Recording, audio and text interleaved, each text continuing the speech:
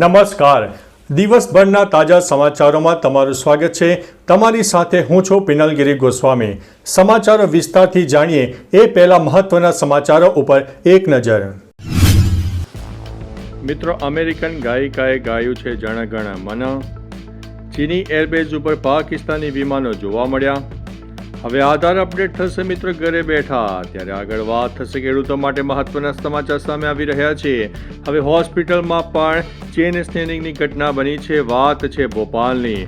ત્યારે આગળ વાત થશે ઉત્તર કોરિયાએ સમુદ્રમાં મિસાઇલો છોડી છે. આગળ વાત થશે મોદી સરકારનો કામનો નિર્ણય. સારા સમાચાર સામે આવ્યા છે. ત્યારે વાત થશે બાદશાહ રોલ્સ રોયસ ખરીદીને હવે પસ્તાઈ રહ્યા છે. આગળ વાત થશે 40 લોકોના થયા છે મોત. બધું બંધ પણ જોવા મળ્યું છે. વાત છે અમેરિકામાં આવેલા મોટા તોફાનની. આગળ વાત થશે અમદાવાદ એરપોર્ટ ઉપર બોમ્બની ધમકી મળી આવી છે. હવે મિત્રો સમાચારો વિસ્તારથી. અમદાવાદના સરદાર વલ્લભભાઈ પટેલ એરપોર્ટને ઈમેલ દ્વારા બોમ્બથી ઉડાવી દેવાની ધમકી મળતા સુરક્ષા એજન્સીઓ દોડતી થઈ ગઈ છે. બોમ્બ અને ડોગ સ્ક્વોડ દ્વારા હાથ ધરાયેલા સઘન સર્ચ ઓપરેશનમાં કોઈ શંકાસ્પદ વસ્તુ મળી નથી.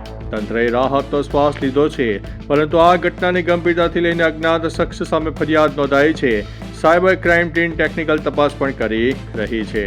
અન્ય મહત્વના સમાચારની વાત કરીએ તો 40 લોકોના થયા છે મોત. બધું બંધ જોવા મળ્યું છે.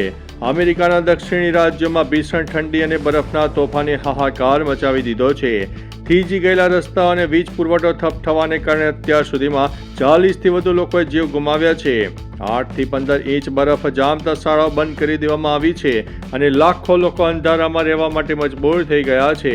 હવામાન વૈજ્ઞાનિકોએ ચેતવણી આપી છે કે આ અઠવાડિયે વધુ એક તોફાન ત્રાટકી શકે છે, જેનાથી સ્થિતિ હજુ પણ ગંભીર બનવાની આશંકા છે.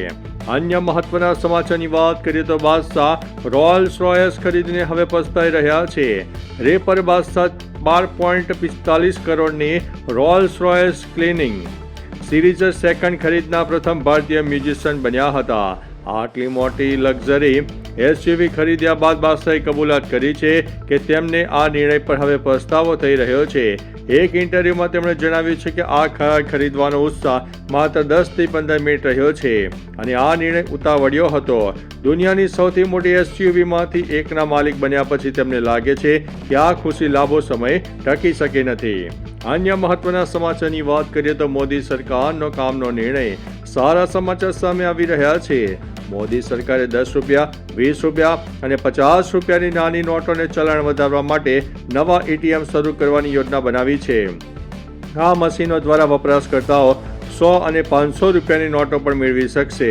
હાલ મુંબઈમાં આ પ્રોજેક્ટનું ટ્રાયલ ચાલી રહ્યું છે, જે ટૂંક સમયમાં દેશભરમાં લાગુ થઈ શકે છે. રોકડની જરૂરિયાત પૂરી કરવા માટે સરકાર એટીએમ ઉપર કેશ એક્સચેન્જની સુવિધા પણ આપવા માટે ગંભીરતાથી વિચાર કરી રહી છે. અન્ય મહત્વના સમાચારની વાત કરીએ તો ઉત્તર કોરિયાએ સમુદ્રમાં મિસાઇલો છોડી છે. ઉત્તર કોરિયાએ મંગળવારે પૂર્વીય તટ પરથી સમુદ્ર તરફ એક અજ્ઞાત પ્રોજેક્ટાઇલ છોડી હતી, જેનાથી દક્ષિણ કોરિયા તણાવમાં આવી ગયું છે. દક્ષિણ કોરિયાના સંરક્ષણ મંત્રાલય અને જોઈન્ટ ચીફ્સ ઓફ સ્ટાફે આ પુષ્ટિ કરી છે.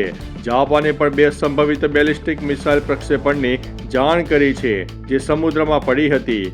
આ પરીક્ષણ ઉત્તર કોરિયાની મોટી રાજકીય બેઠક પહેલા દક્ષિણ કોરિયા સાથે દુશ્મનાવટ વધારવાના પ્રયાસ તરીકે જોડવામાં આવી રહ્યું છે.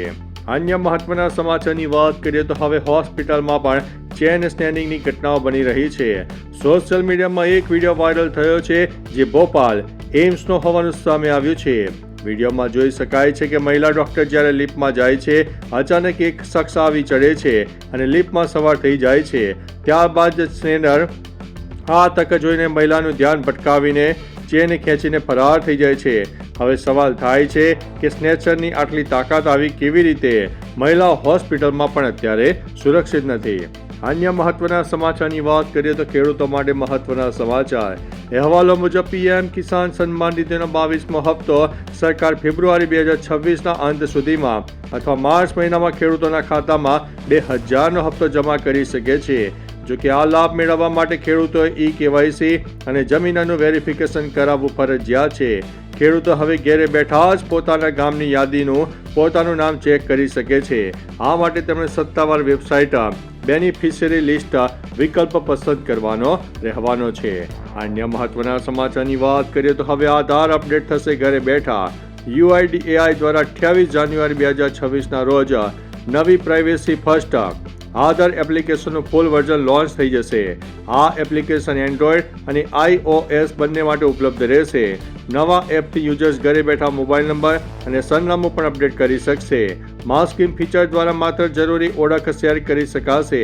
હવે આધાર કાર્ડની ફોટોકોપી જરૂર નહીં રહે. એક લોગિન કરતી વખતે ધ્યાન રાખો કે મોબાઈલ નંબર આધાર સાથે લિંક હોવો જરૂરી છે.